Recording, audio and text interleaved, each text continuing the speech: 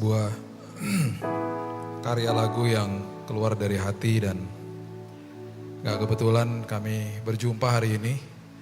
Ibu Halena duduk di depan sini. Ibu Imelia, bisa berdiri Bu? Bapak boleh berdiri Pak?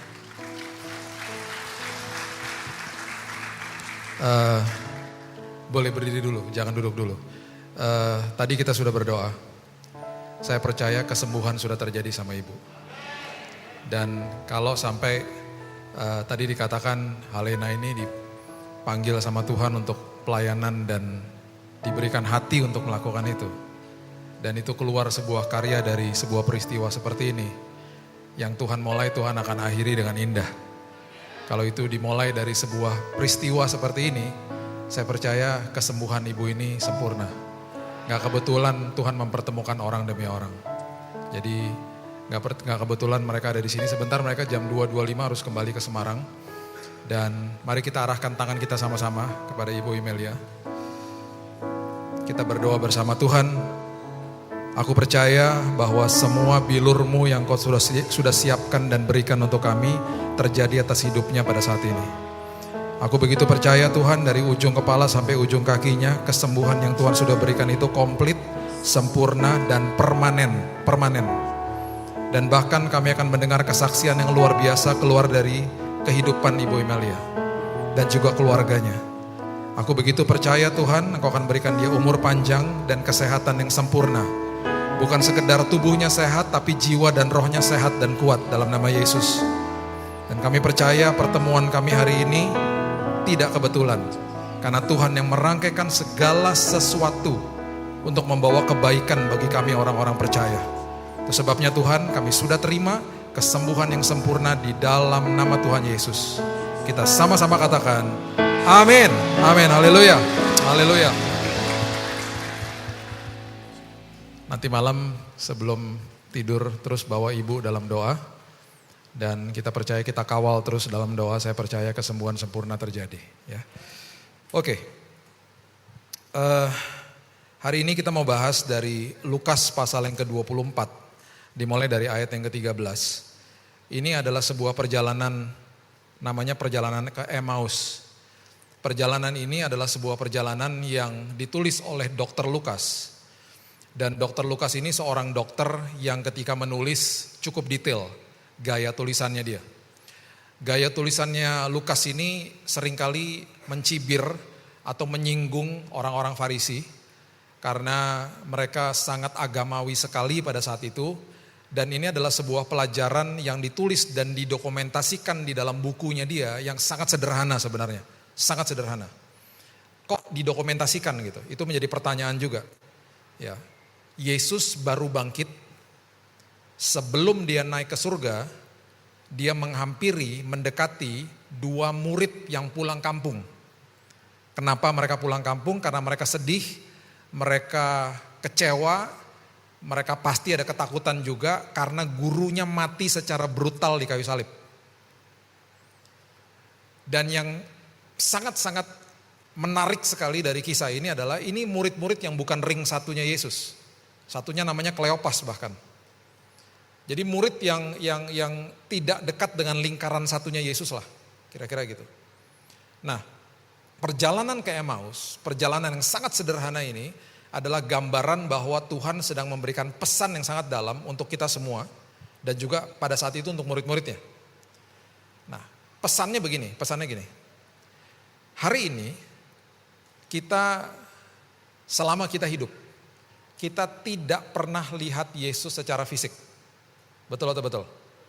Atau ada yang bisa angkat tangan katakan, enggak Pak, tiap hari saya lihat dia secara fisik. Enggak ada orang seperti itu. Saya kemarin ngobrol sama Domingus yang kepalanya dipenggal tahun 99 ketika Yayasan Dulos diserang oleh orang-orang yang tidak bertanggung jawab. Dia mati, bangkit lagi. Secara medis sudah mati. Ceritanya dia cukup detail saya tahunya. Tapi kemarin waktu ngobrol minggu lalu saya ketemu lagi sama dia. Ada sebuah pertanyaan yang saya belum pernah tanya sama dia. Domi, waktu kamu ketemu Yesus yang dia di atas kuda itu emang kamu bisa lihat mukanya? Gak bisa. Itu pun dia gak bisa lihat. Saya punya teman yang terima Yesus karena disamperin sama Yesus di tempat kos-kosannya. Dan kita udah sering dengar kisah-kisah seperti itu. Bisa lihat mukanya? Gak bisa. Itu pun cuman sebentar dan kemudian ada perubahan terjadi. Begitu mulianya Tuhan. Nah sekarang masalahnya gini. Kita punya 5 panca indera. Mata, telinga, hidung untuk mencium, dan kemudian lidah dan kulit untuk merasakan. Yang merupakan pintu gerbang hati kan 2. Mata dan telinga. Yang menyerap paling banyak informasi. Dan itu yang membentuk sistem kepercayaan kita. Itu yang membentuk karakter kita. Apa yang kita lihat, apa yang kita dengar sepanjang hidup kita, itu menjadi pusat kehidupan kita. Saya ada sekarang ini karena ada apa yang saya lihat dan saya dengar seumur hidup saya. Kalau pintu gerbang hati tidak dijaga, yang dimasukin sampah, pasti keluarnya sampah. Yang keluarnya lewat mana? Lewat tindakan sama perkataan. Kapan keluarnya? Ketika ada tekanan. Makanya selama 2 tahun terakhir ini, keaslian iman seseorang terlihat. Ya.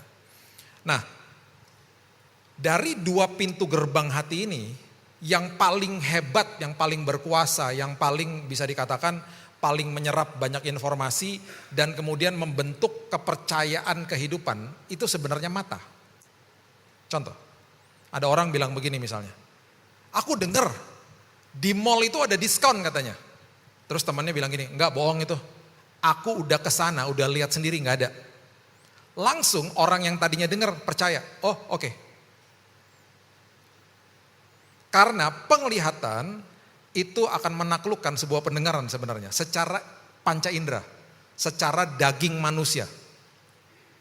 Nah sekarang masalahnya gini, kita kan gak lihat Yesus secara fisik. Dan kita semua diminta untuk percaya kepada dia, hanya dengan mendengarkan suara dia. Itu pun gak audible. Jadi betul susah untuk manusia, untuk mengerti dan untuk mau percaya, karena orientasi yang ada di depan matanya manusia tiap hari adalah apa? Masalah, penyakit, kesulitan hidup, kematian, dan seterusnya, dan seterusnya. Pandemi, itu yang kita lihat kan. Sementara terus dikasih tahu, percaya, percaya, percaya. Lama-lama manusia keok akhirnya. Udahlah gak bisa deh. Gak tahan deh. Karena suara yang didengar pun bukan audible dari Tuhan. Lewat apa? Pemberitaan firman Tuhan seperti begini. Itu pun harus disortir. Mana yang benar, mana yang tidak. Pembacaan firman Tuhan kan kalau kita baca firman Tuhan sering sekali manusia kalau baca kan begini.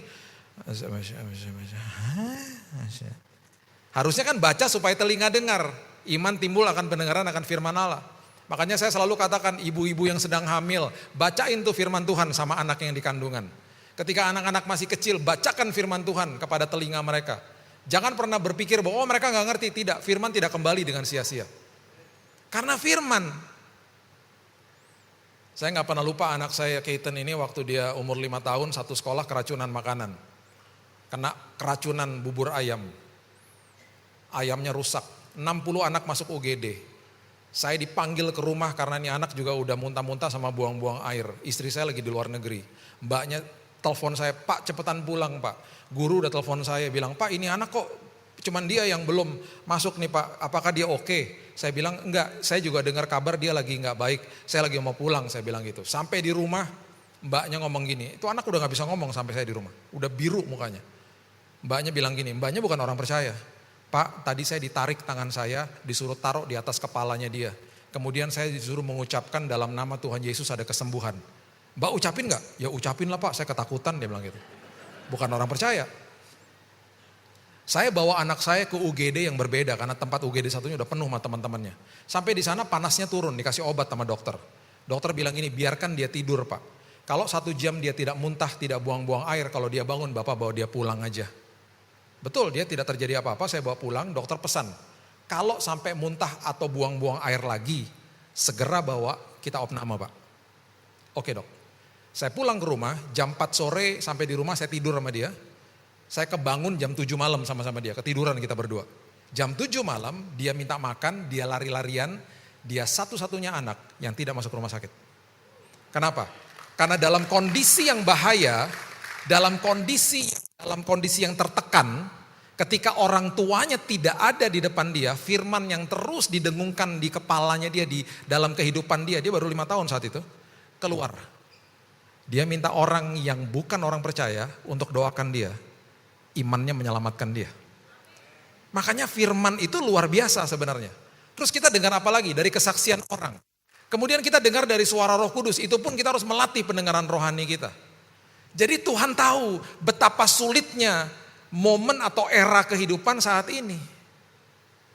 Itu sebabnya ada perjalanan ke Emmaus. Itu sebabnya seolah-olah sepertinya Tuhan lagi berikan latihan kepada kedua muridnya dan juga contoh pewahyuan untuk kita semuanya.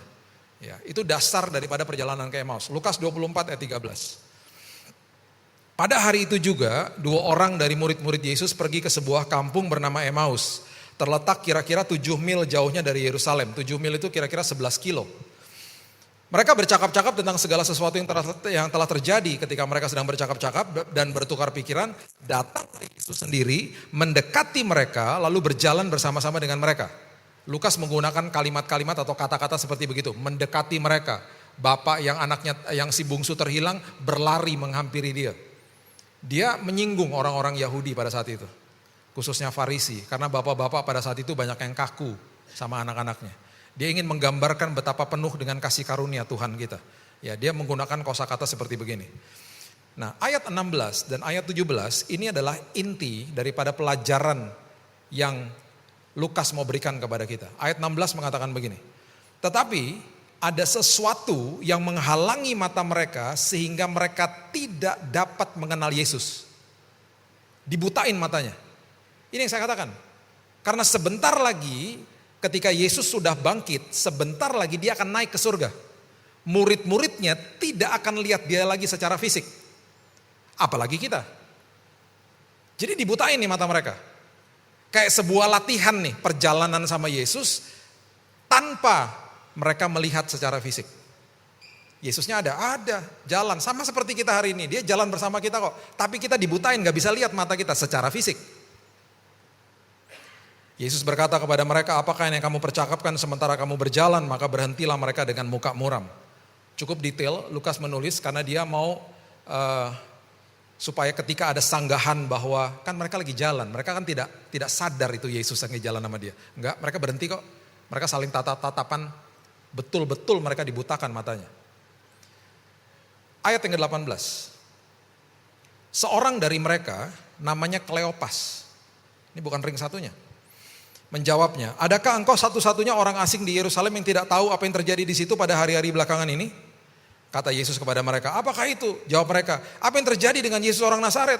Dia adalah seorang nabi berkuasa dalam pekerjaan dan perkataan di hadapan Allah dan di depan seluruh bangsa kami. Tetapi imam-imam kepala, pemimpin-pemimpin kami telah menyerahkan dia untuk dihukum mati. Dan mereka telah menyalibkannya, padahal kami dulu tuh mengharapkan bahwa dia yang datang untuk membebaskan bangsa Israel, membebaskan saya, membebaskan kita. Tetapi sementara telah lewat 3 hari sejak semuanya itu terjadi. Udah, dia mati sudah, selesai udah harapan kami. Ini adalah jeritan banyak orang-orang Kristen di dalam kehidupannya yang seringkali bertanya sama Tuhan. Bertanya sama Tuhan itu gak masalah. Pertanyaannya begini, biasanya kalau kita lagi melewati pergumulan proses hidup. Bagaimana sih Tuhan caranya? Ini kapan sih Tuhan selesainya? Ini gimana sih Tuhan? Ini apa sih Tuhan? Pertanyaan-pertanyaan seperti itu sah dan gak apa-apa sebenarnya. Tapi karena keseringan bertanya dan gak ngucap syukur, alhasil yang terjadi orang yang tadinya bertanya akhirnya mempertanyakan Tuhan. Tuhan ada gak sih? Tuhan bisa gak sih? Itu mempertanyakan Tuhan. Karena sering kali yang kita mau lihat adalah ujung daripada permasalahan kita dan kita gak dikasih lihat. Dan Alkitab mengatakan adalah firmanku adalah pelita kecil buat langkah-langkahmu, bukan lampu sorot. Yang kita mau lihat lampu sorot, bisa lihat ujungnya, kita gak bisa lihat.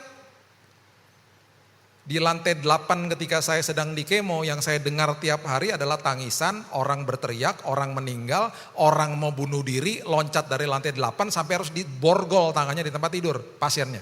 Karena itu lantai kemo. Apakah saya bisa lihat ujung perjalanan saya? Nggak bisa. Yang saya bisa lihat kengerian tiap hari. Tapi setiap hari Tuhan menyediakan damai sejahtera. Karena firman-Nya pelita. Cuman bisa lihat langkah demi langkah, hari demi hari. Tapi dia hadir di situ.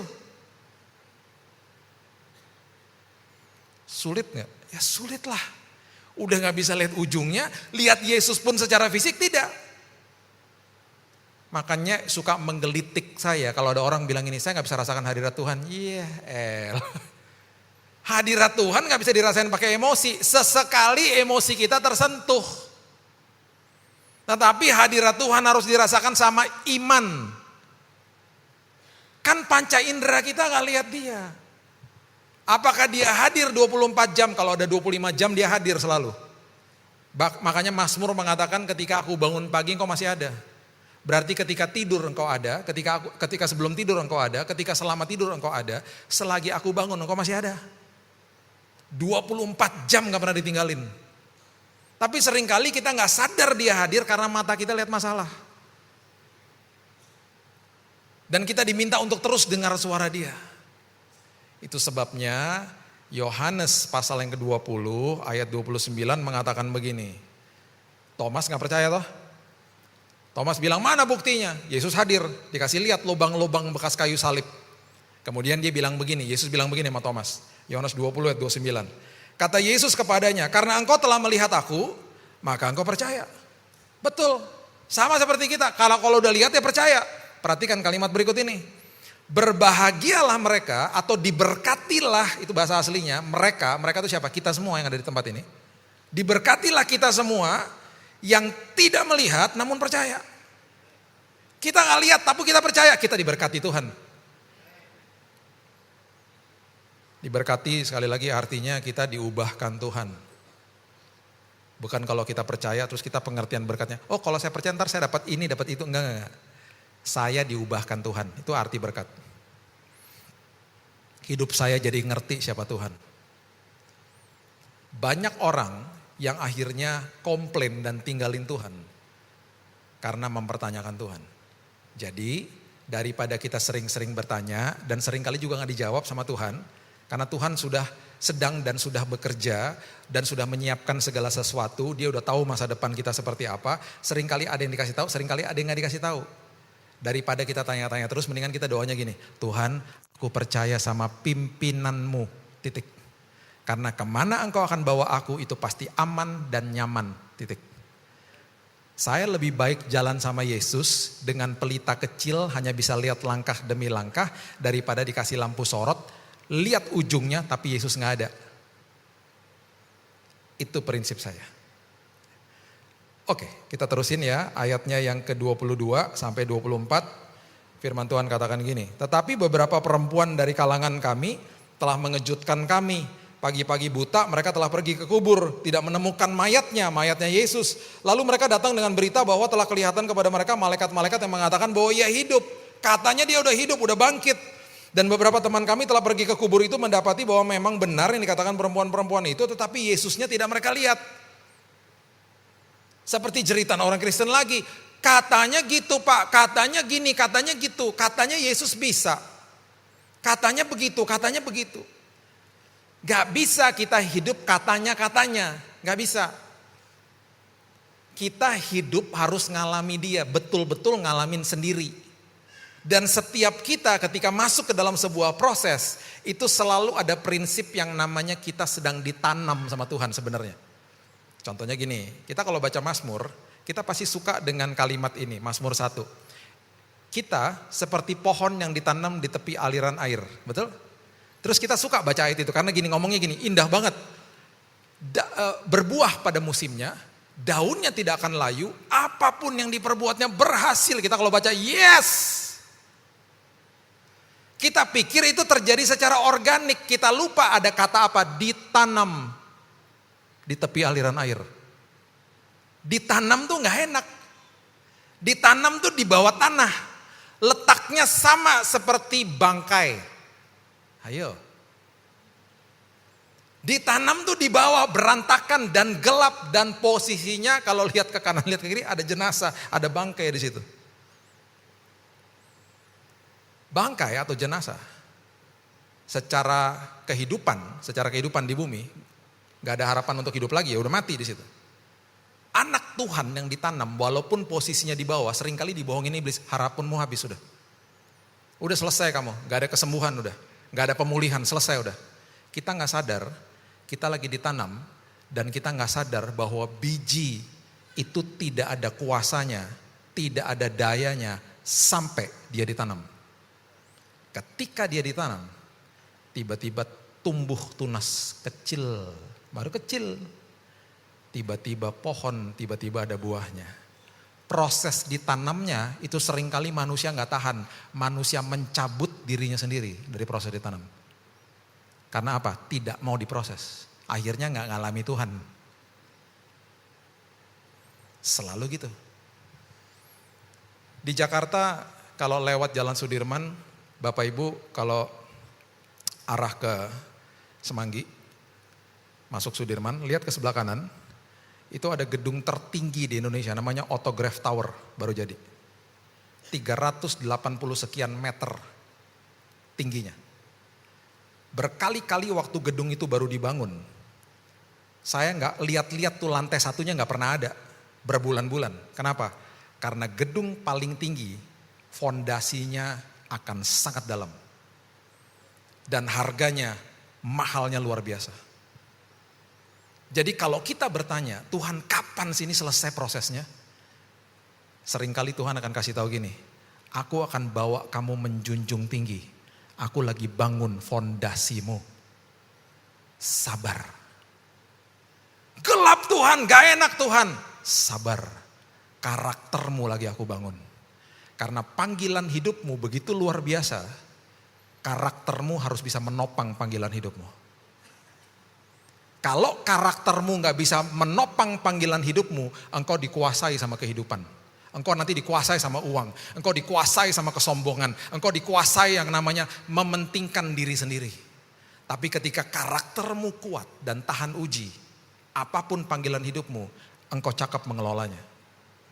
Itu sebabnya aku lagi bangun karaktermu. Sabar. Burj Khalifa 828 meter di Dubai. Kalau nonton YouTube tentang pembangunan fondasinya luar biasa. Gedung tertinggi. Tingginya mau sampai 1 kilo ntar lagi tuh. Jadi kalau ditanam sama Tuhan jangan cabut diri sendiri. Ingat gak apa-apa Tuhan. Walaupun di dalam gak masalah. Bambu ketika tumbuh. Ya, itu kadang-kadang memerlukan 6 tahun loh. Gak tumbuh-tumbuh bambu. Tiba-tiba dalam hitungan 1 malam 1 meter. Dalam 1 minggu 2,7 meter. Nunggunya lama. Yusuf waktu dibuang umurnya sekitar 17 tahun. Jadi orang terpenting di Mesir umur 30. 13 tahun ditanam, di penjara malah. Tanamnya di penjara. Dibebaskan karakternya. Awalnya sombong. Karena mimpinya dikasih tahu sama kakaknya, boasting. Nanti aku mimpi gini, kamu nyembah aku gini-gini ya. Kesel lah kakaknya. Ditanam dulu. Baru jadi pemimpin. Daud sama aja. 20 tahun sejak diurapi sampai jadi raja, 20 tahun. Jadi kalau lagi diproses sama Tuhan bilang, Tuhan terima kasih. Sebentar lagi aku jadi tahan uji. Aku jadi orang-orang yang punya karakter dan terlebih daripada itu aku ngalami Tuhan. Bukan katanya lagi. Ayat 25. Lalu ia berkata kepada mereka, hai kamu orang bodoh, betapa lambannya hatimu sehingga kamu tidak percaya segala sesuatu yang telah dikatakan para nabi. Bukankah Mesias harus menderita semuanya itu untuk masuk ke dalam kemuliaannya? Seolah-olah kalau baca ayat ini sepertinya Tuhan kok galak ya. Kok kasar ya, kayak kamu orang bodoh.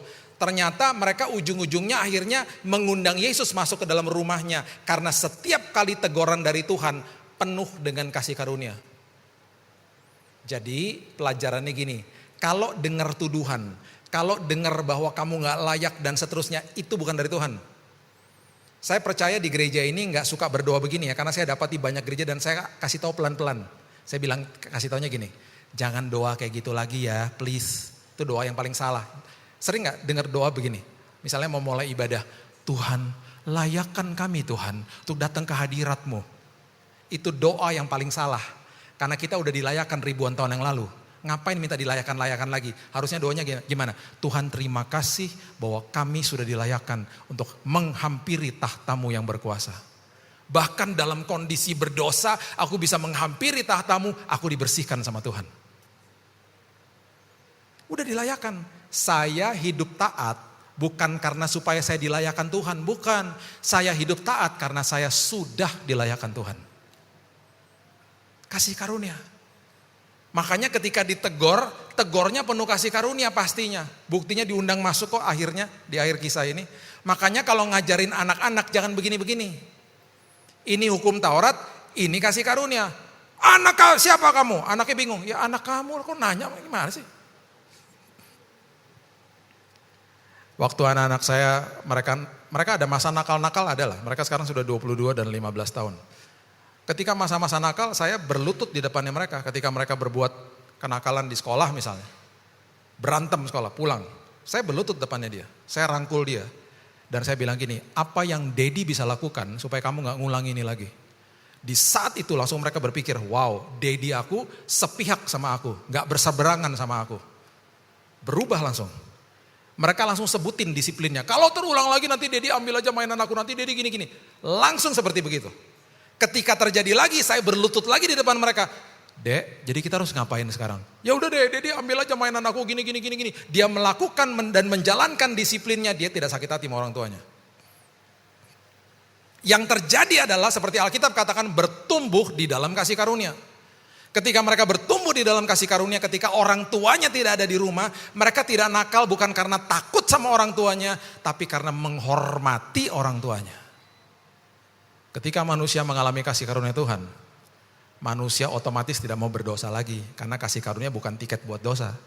Kasih karunia adalah pembebasan atas dosa. That's grace.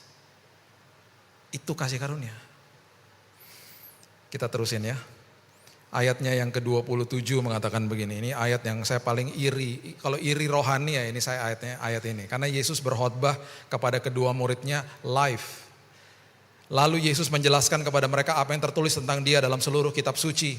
Mulai dari kitab-kitab Musa dan segala kitab nabi-nabi. Dia berkhotbah live kepada mereka. Wow. Tahun 2018 sebelum pandemi. Saya antar anak saya ke sekolah.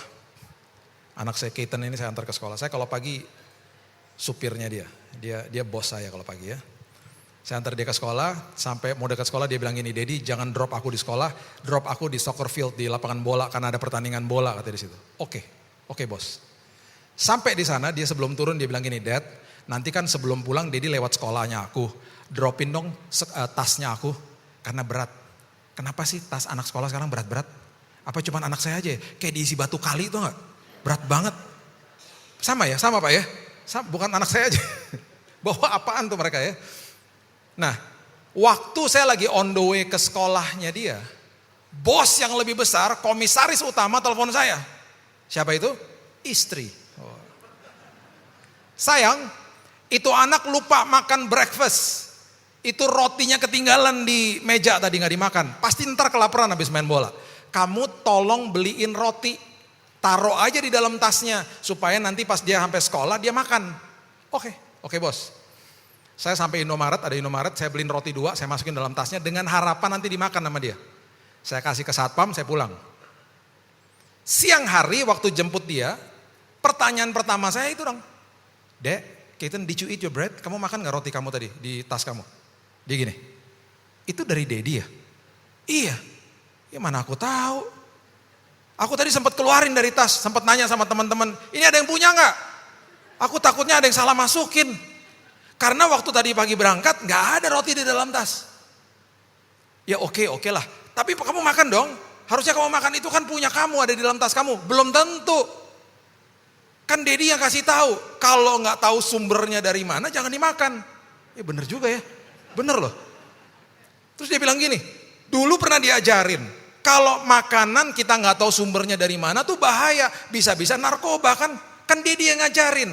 Kok ngelanggar peraturan sendiri? Ya bener juga. Iya bener deh. Terus dia ngomong apa tau gak? Daddy punya WhatsAppnya aku gak? Punya. Lain kali WhatsApp. Tulis. Dek ada roti makan. Beres kan? Dah katanya.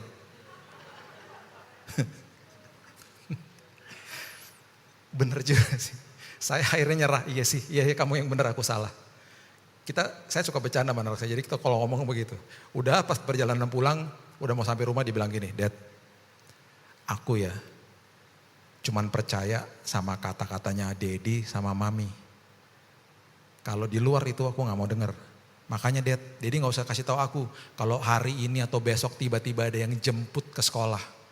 Dan aku belum dengar kabar apa-apa dari Dedi atau Mami mengatakan bahwa nanti yang jemput kamu ini atau itu. Aku gak akan naik ke mobilnya. Karena aku percaya sama kata-kata Dedi. Paham kan Dad? Iya paham. Yuk kita makan rotinya sekarang. Di situ saya seperti ketampar-tampar, iya benar juga. Makanya Tuhan katakan apa? Arahkan telingamu kepada ucapanku, Amsal katakan. Kemudian diapakan? Disimpan dalam lubuk hatimu. Karena itu sumber daripada kehidupan dan kesembuhan bagi yang sakit. Karena cuma bisa itu yang kita dengar.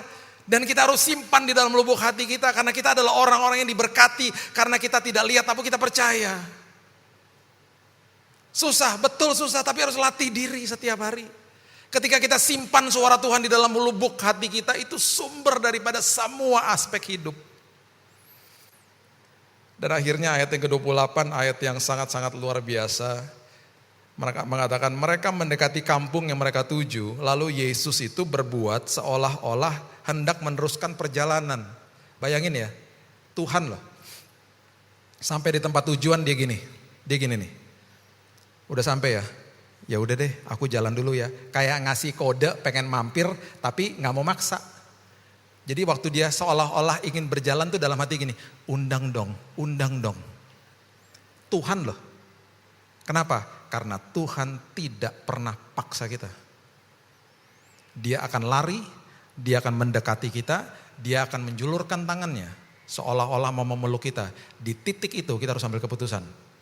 Bilang iya, bilang mau dipeluk, undang dia masuk. Di situ kemerdekaan terjadi. Di situ kita akan lihat karyanya terjadi sama kita. Ayat 29.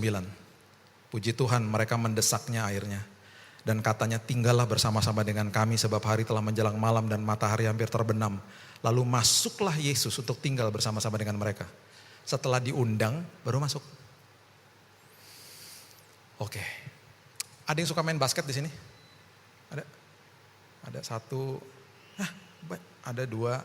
Tahu basket dong yang oranye bolanya. Ada yang banyak yang bingung. Tahu ya basket ya.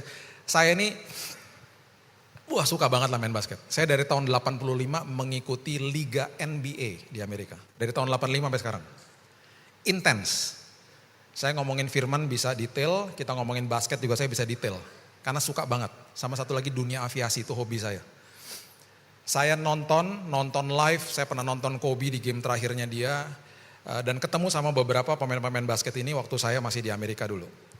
Nanti bulan Desember ini kita akan nonton Golden State sama anak saya. Kita suka lah, sukanya tuh suka banget gitu ya. Nah tahun 96, waktu saya masih kuliah. Idola saya pastinya Michael Jordan lah ya. Tahu Michael Jordan ya, yang kayak saya bukan saya kayak dia ya. Sekarang udah populer lagi karena sepatu-sepatunya udah mulai keluar lagi, AJ1, 2 dan seterusnya. Nah, di zaman itu, dia luar biasa lah, pokoknya itu idola saya. Satu hari teman saya datang ke apartemen saya ngomong gini, Bill, gue punya kado ulang tahun buat lo. Apaan? Nonton Chicago Bulls, Michael Jordan. Wah yang bener loh, iya gue udah beli nih tiketnya buat kita berdua. Serius loh, iya. Nanti berapa hari lagi kita drive ke sana ya, dari kota saya ke kota Chicago tuh 9 jam, kita drive ke sana. Sampai di sana saya bilang gini sama dia, lo tahu nggak Michael Jordan tuh punya restoran, udah tutup sekarang tapi dulu ada, namanya Michael Jordan Restoran. Di Google aja tuh ada tuh di zaman itu. Oh iya itu makanan kesukaannya dia. Dia taruh di situ, kita makan yuk. Yuk gitu. Kita cari, ketemu, kita masuk. Nah waktu masuk ke restoran itu lorongnya kecil di dalam, di lantai 1, lorong kecil, nggak ada orang. Lorong kecil, ada pintu tulisannya VVIP, di sebelah pintu ada tangga ke atas. Waktu naik, itu restorannya di atas, besar, segede ruangan ini. Besarnya luar biasa. Singkat cerita, udah selesai makan, kita mau pergi ke pertandingan, ke gamenya toh. Jadi kita turun tangga. Saya lagi turun tangga sama teman saya, pintu VVIP kebuka di bawah, jegrek kebuka, yang keluar Michael Jordan. Di depan saya, sendirian gak ada pengawalan. Deg-degan dong idola. Deg-degan, Michael Jordan. Oh iya Michael Jordan. Tegur langsung, Mike, hi Mike gitu. Dia langsung, orangnya hangat banget. Hey guys, disapa sama Michael Jordan. Akhirnya nih, bisa bayangin Bapak Ibu, saya, Michael Jordan sama teman saya, jalan keluar bertiga sambil ngobrol, gak ada orang, bertiga doang. Ngobrol. Makan apa tadi dia bilang gitu. Tadi gue makan burger. That's my favorite katanya gitu. Teman saya ditanya juga, makan apa? My favorite juga. My favorite semua. Itu memang makanan-makanan kesukaan dia dijadiin menu di situ. Jadi kita ngobrol nih, terus dia tanya, you guys mau kemana? Ke game. Good katanya. Kita ntar lawan Detroit nanti malam. I know. Kita ngomong-ngomong sampai keluar. Di luar tuh rupanya mobil yang tadi diparkir, saya udah lihat ada mobil Range Rover, itu mobilnya dia. Dan dia minta kunci sama orang valet parking. Saya ingat nih semuanya detail pokoknya. Dia minta kunci, dia tangkap kuncinya. Dia masih ngobrol lagi sama kita. Guys, nanti duduk di mana? Kita duduk di section ini. I hope to see you katanya. See you at the game gitu. Pokoknya ramah banget orangnya. Thank you Mike. Dia masuk mobil, dia bilang bye guys. Bye Mike. Dia masuk mobil, dia jalan. Saya sama teman saya loncat-loncat berdua. Ketemu Michael Jordan. Kita senang banget. Tiba-tiba kita pelotot-pelototan. Kenapa kagak foto tadi? Aduh, kenapa gak foto? Zaman itu kagak ada HP. Yang ada kamera Fuji. Yang ngangguk-ngangguk seumuran sama saya. Yang millennials pada bingung. Ingat ya Pak ya? Cekrek. Hasilnya baru seminggu lagi. Setelah ada proses namanya cuci film. Betul? Orang Belanda bilangnya afdruk. Betul? Yang millennials pada bingung, apaan tuh? Kalau hasilnya jelek ya jelek, nanti tahunya baru seminggu lagi. Sekarang kalau jelek kan jelek nih, ulang dong. Tapi paling tidak saya yang disalahkan sama teman saya karena saya pegang kameranya. Lu kan pegang kamera, saya juga marah-marah sama dia. Lu kenapa gak ngingetin gua gitu. Akhirnya Bapak Ibu, saya foto tuh mobilnya doang dari belakang. Jadi kalau tanya sama saya buktinya mana? Ada buktinya. Foto mobilnya dia doang. Michael Jordan juga gak kelihatan, gelap kacanya. Tapi ada tuh fotonya Range Rover dia. Saya kalau ngomong ini sedih jadi. Jadi gak ada buktinya ketemu sama dia secara fisik. Gak apa-apa. Dilewatin Michael Jordan gak apa-apa, saja dilewatin Yesus. Amin. Undang Yesus masuk dalam hidup kita. Dan di terakhir daripada perikop ini firman Tuhan katakan gini. Waktu ia duduk makan dengan mereka, ia mengambil roti, mengucap berkat, memecah-mecahkan dan memberikannya kepada mereka. Ini klimaksnya ayat 31. Ketika itu terbukalah mata mereka dan mereka pun mengenal dia. Tetapi ia lenyap dari tengah-tengah mereka. Cuma itu rupanya yang dia mau tunjukkan kepada mereka. Dia mau menampakkan dirinya kepada mereka dan dia lenyap. Kuncinya cuma satu, undang dia masuk. Mereka gak tahu itu siapa. Kita berjalan dengan Yesus yang kita gak bisa lihat secara fisik. Undang masuk dalam semua aspek hidup kita. Kita akan mengalami Tuhan dalam semua aspek hidup kita. Dan pada akhirnya mereka katakan seorang kepada yang lain, bukankah tadi hati kita berkobar-kobar ketika ia berbicara dengan kita di tengah jalan dan ketika ia menerangkan kitab suci kepada kita.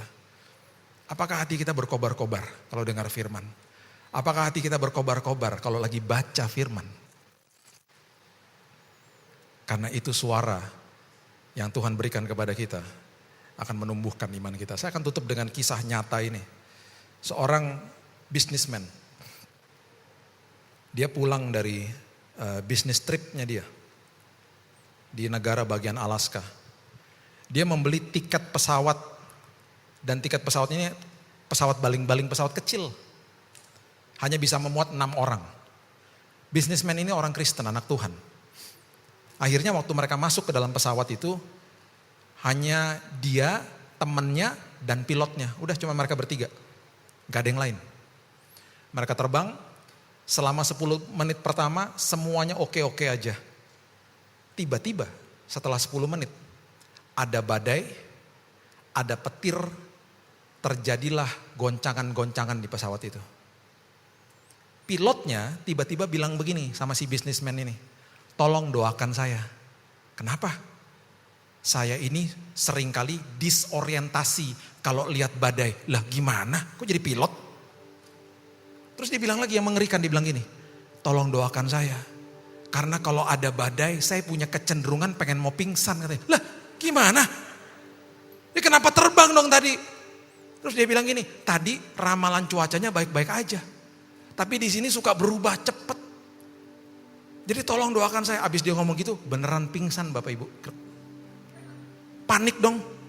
Si bisnismen temannya panik dong. Mereka cepat-cepat meraih radio yang ada di kokpit. Mereka panggil dengan keras, Mayday, Mayday, tolong kami, tolong kami. A distress call. Ada lewat pesawat Boeing 747, pesawat kargo yang sedang lewat di situ. Pilotnya menangkap suara mereka. Ada apa Pak? Pilot kami pingsan. Tolong kami Pak. Sebentar ya Pak, saya sambungkan dengan menara terdekat. Dengan airport terdekat. Kira-kira 1-2 menit kemudian ada suara masuk ke kokpit itu. Pak, saya dari menara, dari airport terdekat Pak. Saya sudah mendapatkan informasi tentang Bapak. Pak, saya bisa lihat Bapak di radar saya. Bapak gak bisa lihat saya. Sama seperti Tuhan mengatakan hari ini.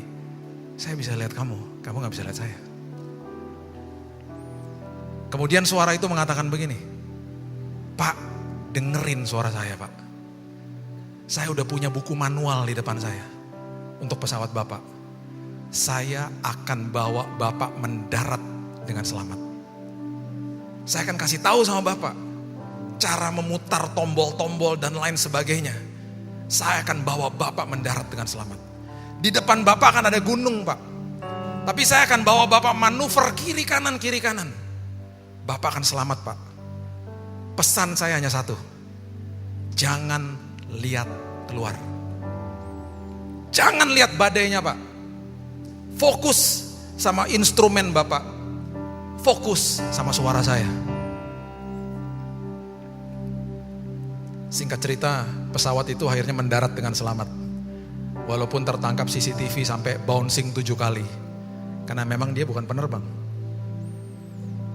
Bapak itu trauma, dia turun dari pesawat, dia segera check-in ke hotel terdekat malam hari itu untuk istirahat. Sebelum dia tidur, ada ketukan di kamar dia. Ketika dia buka pintunya, ada seorang pria berdiri di depan kamarnya. Dan pria itu katakan begini, Pak, saya suara yang tadi, dari menara yang tadi. Mereka berpelukan. Wah terima kasih Pak, terima kasih udah tolong saya. Si pria dari tower itu, dari menara itu katakan gini, Pak, Bapak hebat Pak. Bapak dengerin suara saya, Bapak mendarat dengan selamat. Saya cuma mau kasih tahu Pak, saya pernah ngalami hal serupa. Tetapi pilotnya crash, pesawatnya jatuh Pak. Karena dia gak dengar suara saya, dia terus lihat keluar. Bapak luar biasa Pak. Bapak Ibu, satu hari nanti kita akan berjumpa dengan suara itu. Yaitu Tuhan. Kita akan berpelukan sama dia. Dan di hari itu dia akan katakan, luar biasa engkau. Sepanjang hidupmu engkau dengar suaraku. Dan hari ini engkau pulang dengan selamat. Engkau kembali ke dalam jalan yang benar. Karena engkau selalu dengar suaraku. Listen to the voice. Karena hanya itu yang menjadi pegangan daripada iman kita. Simpan di dalam lubuk hati kita. Karena itu sumber daripada kehidupan dan juga kesembuhan bagi yang sakit. Saya percaya kita adalah orang-orang yang sangat diberkati Tuhan. Karena kita tidak lihat dia, namun kita percaya. Berikan tepuk tangan kita untuk Tuhan kita. Haleluya. Bapak terima kasih buat hari yang dahsyat ini Tuhan, buat hadirat Tuhan. Hambamu stop sampai di sini, tapi suara Tuhan terus berkumandang di hati kami. Dan itu suara Tuhan yang senantiasa kami mau simpan di kedalaman hati kami. Karena itu sumber dari kehidupan dan kesembuhan. Dan kami akan jaga suara itu Tuhan, jaga kebenaran itu. Supaya tidak keluar dari hati dan pikiran kami. Thank you Lord, thank you for the voice. Terima kasih Tuhan buat suaramu. Ajari kami Tuhan, supaya kami berpegang teguh kepada iman percaya kami kepada Tuhan. Dan setiap kami akan dibawa pulang dengan selamat. Setiap kami akan diarahkan Tuhan ke dalam jalan kebenaran, karena kami mendengar suara Tuhan. Materaikan firman ini, dan kami akan sampai ke seberang dengan selamat. Di dalam nama Tuhan Yesus. Sudah berdoa dan mengucap syukur? Kita sama-sama katakan, amin. God bless you. Pujilah Tuhan Yesus, ditinggikan di atas pujian.